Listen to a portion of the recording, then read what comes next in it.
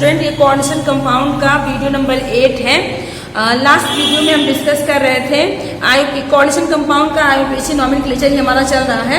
तो उसमें हमने बताया था कि हम स्टार्ट कर रहे हैं आईयूपीएसी कोऑर्डिनेशन कंपाउंड के नॉमेनक्लेचर का आईयूपीएसी रूल, जिसमें कि काउंटर आयन उपस्थित ना हो। ऐसे कोऑर्डिनेशन कंपाउंड जिसमें काउंटर आयन नहीं है उनका नॉमेनक्लेचर करते समय हमें किन किन बातों का ध्यान में रखना है और किस तरह से स्टेप बाय स्टेप चलना है। तो पहले हमने कहा कि लिगेंड का नाम लिखेंगे और लिगेंड का नाम लिखते समय हमको ध्यान देना है कि लिगेंड अल्फाबेटिकल ऑर्डर में लिखे जाएं और प्रीफिक्स अटैच हो यदि एक से ज्यादा लिगेंड अटैच उपस्थित हो। फिर सेकेंड स्टेप में हमें name of central metal atom, जैसे ही लिगेंड का नाम लिख लेंगे हम फिर सेंट्रल मेटल एटम का नाम लिखेंगे, केंद्रीय धातु परमाणु का नाम लिखेंगे। तुरंत लिगेंड के नाम के बाद हम केंद्रीय धातु परमाणु सेंट्रल मेटल एटम का नाम लिखते। क्लियर है? अब सेंट्रल मेटल एटम का नाम लिखते समय हमें किन बातों का ध्यान में रखना है? यदि हमारा कोऑर्डिनेशन कॉम्प्लेक्स एनायनिक है, निगेटिव चार्ज है, तो 8 सफिक्स यूज करते हैं। सफिक्स 8 का उपयोग किया जाता है। सफिक्स 8 सफिक्स यूज करते हैं यदि हमारा कॉम्प्लेक्स कैसा है? एनायनिक हो। और यदि कॉम्प्लेक्स हमारा केटायनिक या न्यूट्रल है तो हम किसी भी प्रकार के सफिक्स अनुलग्न सेंट्रल मेटल एटम के नाम के पीछे नहीं लगाते हैं। अभी मैं एग्जांपल लूंगी तो आपको क्लियर होगा। और चूंकि काउंटर आयन है नहीं, जब काउंटर आयन नहीं होगा तो यहाँ पर 8 की आवश्यकता नहीं पड़ेगी। क्यों? क्योंकि जो सफिक्स है या पॉजिटिव या निगेटिव चार्ज जो है वो किसके ऊपर डिपेंड करेगा? वो काउंटर आयन पर डिपेंड करता है। फिलहाल उसको छोड़िए। नेक्स्ट, अब जैसे ही सेंट्रल मेटल एटम का नाम लिखेंगे तुरंत उसके जस्ट बाद हम ऑक्सीडेशन नंबर लिख देंगे। किसका? सेंट्रल मेटल एटम का। तो oxidation number of central metal atom, oxidation number of central metal atom. Clear है? Just after name of central metal atom. वो भी किस फॉर्म में?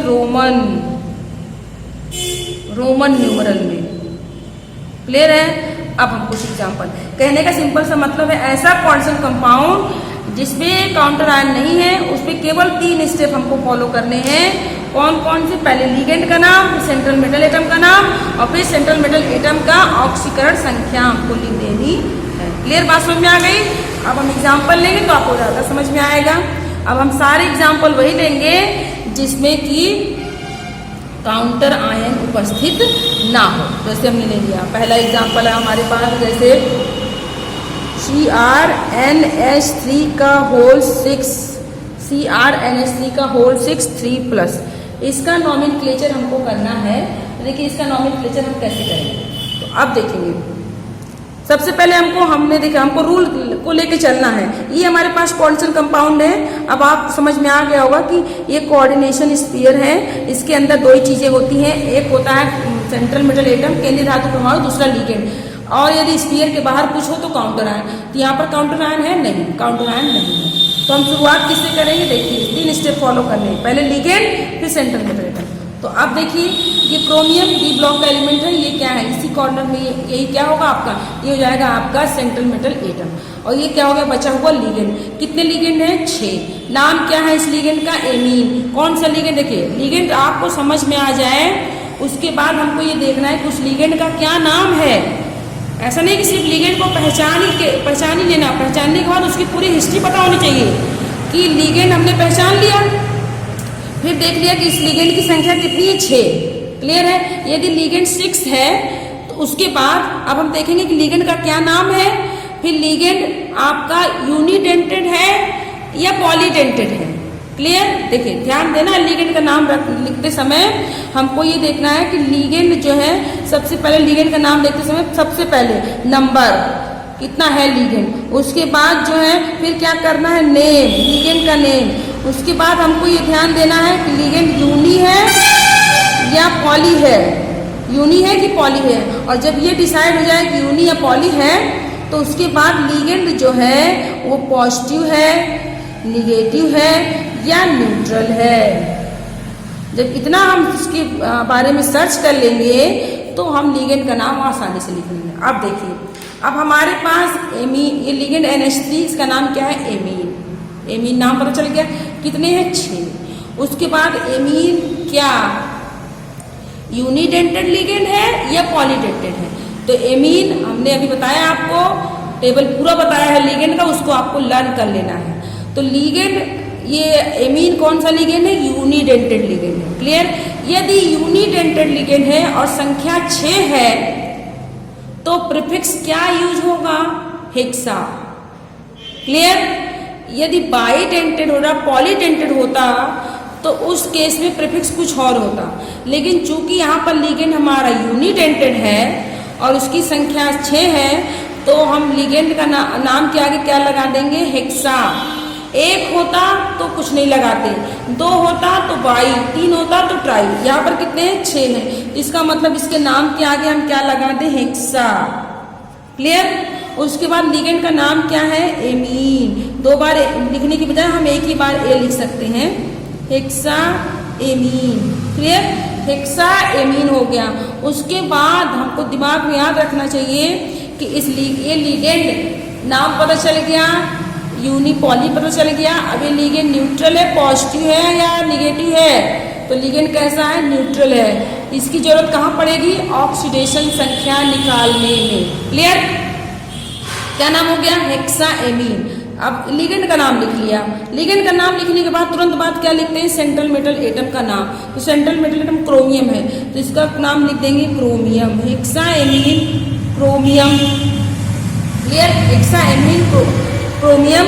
उसके बाद आ जाएंगे हेक्सा एमीन क्रोमियम। फिर अब इसकी तुरंत बाद हम क्या लिखते हैं? देखिए, लिगेंड का नाम, फिर क्या हो गया? सेंट्रल मेटल एटम का नाम, और जस्ट उसके बाद ऑक्सीडेशन संख्या रोमन फॉर्म में लिखते हैं। क्लियर है?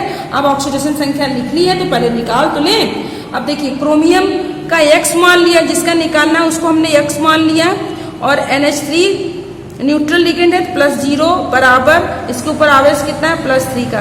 यही इसकी ऑक्सीकरण संख्या होगी +3। तो प्लस नहीं लगाएंगे, प्लस के आगे कुछ नहीं लगाएंगे। क्या लिख देंगे रोमन फॉर्म में? थर्ड। ऐसे यदि निगेटिव होता तो आगे माइनस लगा देते, 0 होगा तो केवल 0 लिख देंगे, 0 होगा तो 0 लिख देंगे, निगेटिव होगा तो निगेटिव लगाएंगे, प्लस में ऑक्सीडेशन संख्या होगी तो प्लस नहीं लगाएंगे। तो ये इसका नाम कंप्लीट हो जाता। इसका नाम ये कंप्लीट हो गया। देखिए, ये क्या था? लिगेंड। ये लिगेंड का नाम हो गया। ये क्या हो गया? मेटल एटम का नाम हो गया। क्लियर? ये क्या हो गया? ऑक्सीडेशन नंबर हो गया। ठीक? अब देखिए दूसरा लिखते हैं। अब दूसरा कंपाउंड हम लेते हैं, जैसे हमारे पास है मैग्नीज H2O का होल 6, और फिर है हमारे पास 2+, इसका नाम लिखना है। देखिए, अब लिगेंड क्या है हमारे पास? H2O, एक्वा नाम है इसका, ये न्यूट्रल है। H2O जो है, देखिए इसके बारे में जानकारी, इसका नाम एक्वा है, ये न्यूट्रल है। इतना याद रहे, दिमाग में लिखना नहीं है, दिमाग में याद रखना है आपको। H2O का नाम एक्वा, ये न्यूट्रल है, और साथ में यूनिडेंटेड लिगेंड। इतना याद होना चाहिए। तो पूरी इसकी हिस्ट्री पता चल गई। अब कुछ भी जरूरत होगी हम काम कर लेंगे। अब देखिए, एक्वा तो नाम हो गया। जब एक्वा नाम हो गया, कितने दिए हुए? 6, और 6 के लिए सफिक्स प्रीफिक्स क्या लगा देंगे? हेक्सा। तो नाम के आगे क्या लगा दिए? Hexa aqua. क्या नाम हो गया? Hexa aqua. उसके बाद Mn, अब लिगेंड का नाम लिख दिया Mn for manganese, central metal atom का नाम hexa aqua manganese. Clear? Hexa aqua manganese. उसके बाद आप क्या लिखेंगे? हेक्सा एक्वा मैग्नीज, और फिर आप ऑक्सीडेशन संख्या निकालेंगे। देखिए, इसका X मान लेंगे, इसको X मान लिया, इसका 0 है तो ये बराबर +2, तो ये 2 आ गया। क्लियर? इस तरीके से इसका नाम कर लेंगे। आई थिंक आपको समझ में आ गया होगा कि कैसे नॉमेनक्लेचर हम करें। बहुत ही सिंपल सा है। नेक्स्ट, FeCN का होल 6, और फिर है आपका 4-। देखिए, इसका नाम लिखना है आपको। अब तक जो है ये क्या थे? आप सब पॉजिटिव आयन था, इसका मतलब कॉम्प्लेक्स कैसा था? केटायन था। क्लियर? लेकिन यहाँ पर नेगेटिव आयन है, कॉम्प्लेक्स कैसा हो गया? एनायन। एनायनिक कॉम्प्लेक्स हो गया, निगेटिव चार्ज हो गया।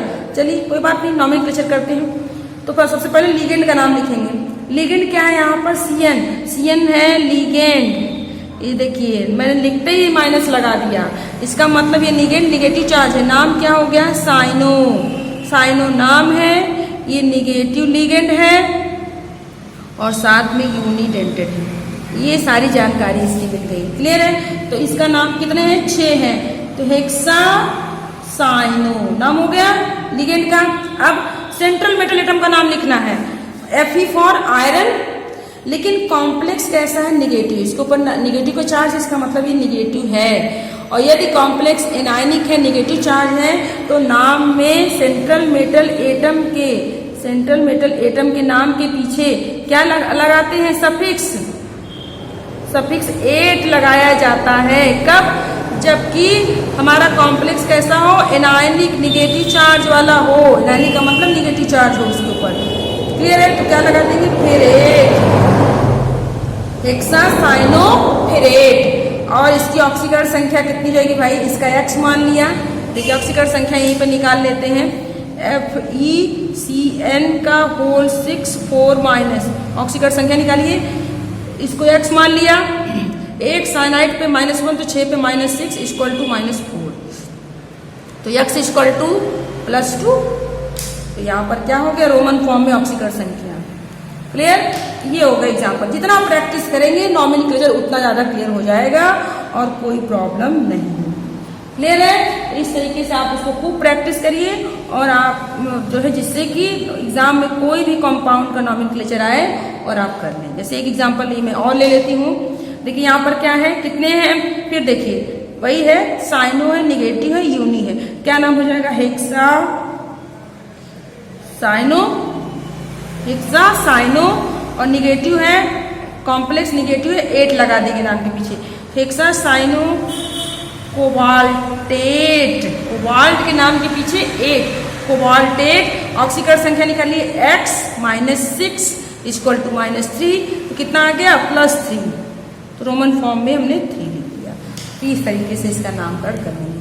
तो ऐसे कंपाउंड का नॉमेनक्लेचर जिसमें कि काउंटर आयन नहीं था। अब हम ऐसे कंपाउंड का नॉमेनक्लेचर करें जिसमें काउंटर आयन हो, आइदर लेफ्ट हैंड साइड में या फिर राइट हैंड साइड में। तो पहले हम लेफ्ट हैंड साइड वाला ले लेते हैं।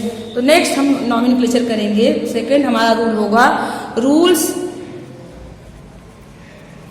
Rules for IUPAC nomenclature of coordination compound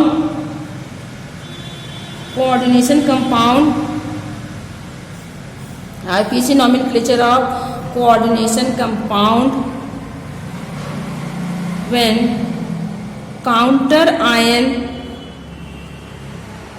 present at left side या left hand side. Clear? Left side में जब काउंटर आयन बाएं तरफ उपस्थित हो, किसके? कोऑर्डिनेशन स्फीयर के बाएं तरफ उपस्थित हो, तो उस केस में हम क्या करेंगे? बाएं का मतलब बिल्कुल स्टार्टिंग में उपस्थित हो। तो कोऑर्डिनेशन कंपाउंड का नॉमेनक्लेचर करते समय हमें कौन कौन सा रूल लगाना है? फर्स्ट देखिए, सबसे पहले तो जब काउंटर आयन नहीं था तो लिगेंड से शुरू करते थे, लेकिन अब काउंटर आयन शुरुआत में ही है। जब काउंटर आयन शुरुआत में ही हो, सबसे पहले क्या करेंगे? नेम ऑफ काउंटर आयन, सबसे पहले काउंटर आयन का नाम लिखेंगे। क्लियर? काउंटर आयन का नाम लिखेंगे, सबसे शुरुआत काउंटर आयन से करेंगे, बिना किसी प्रीफिक्स के, विदाउट एनी प्रीफिक्स। इसमें कोई प्रीफिक्स जोड़ते नहीं। क्लियर? कोई भी प्रीफिक्स इसमें नहीं लगाया जाता है। काउंटर आयन के नाम में कोई प्रीफिक्स नहीं लगाते हैं और ना कोई सफिक्स लगता है। जो नाम है वैसे लिख देंगे, चाहे उनकी संख्या 1 हो या 1 से ज्यादा हो, प्रीफिक्स नहीं लगाते हैं। क्लियर? सबसे पहले काउंटर आयन, सब कुछ वही होगा, बस काउंटर आयन जुड़ जाएगा। काउंटर आयन का नाम लिखने के बाद फिर नेम ऑफ लिगेंड। अब लिगेंड का नाम लिखेंगे। लिगेंड का नाम लिखते समय वही सब बातें ध्यान रखिए जो हमने आपको बताया। उसके बाद third step, name of central metal atom. यहाँ पे भी वही ध्यान रखना है, name of central metal atom.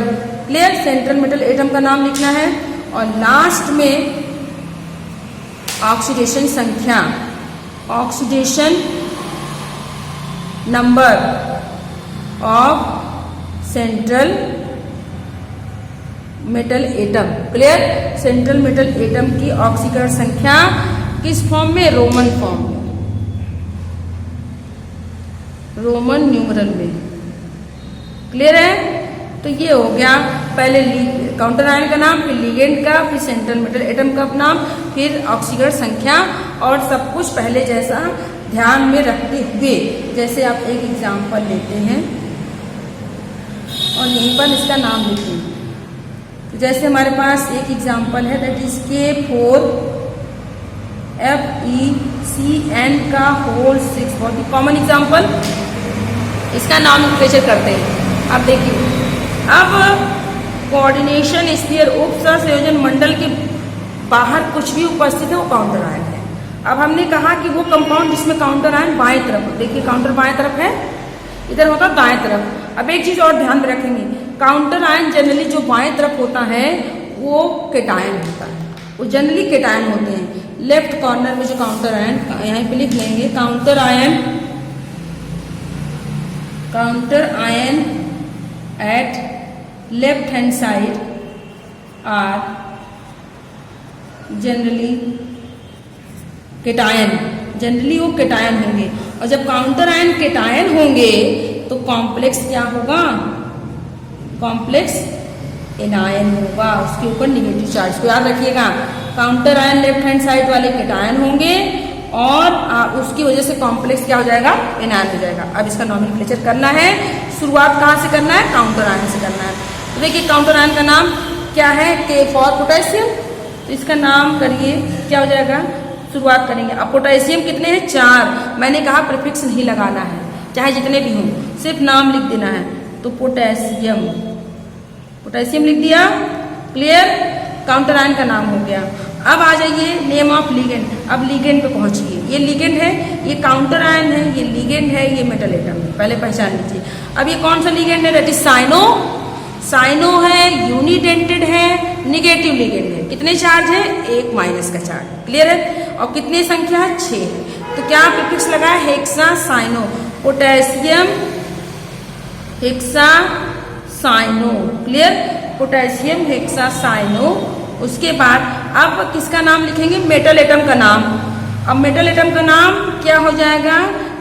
ये आप देखिए कॉम्प्लेक्स कैसा केटायन है, तो कॉम्प्लेक्स के ऊपर कौन सा चार्ज आ जाएगा? माइनस का। इसके ऊपर माइनस चार्ज आएगा तो इसके नाम के पीछे 8 लगा देंगे। तो क्या हो जाएगा? हेक्सा साइनोफेरेट। क्लियर। अब देखिए ये क्या हो गया? काउंटर आयन, लिगेंड और फिर सेंट्रल मेटल एटम। अब क्या लिखना है? ऑक्सीकरण संख्या।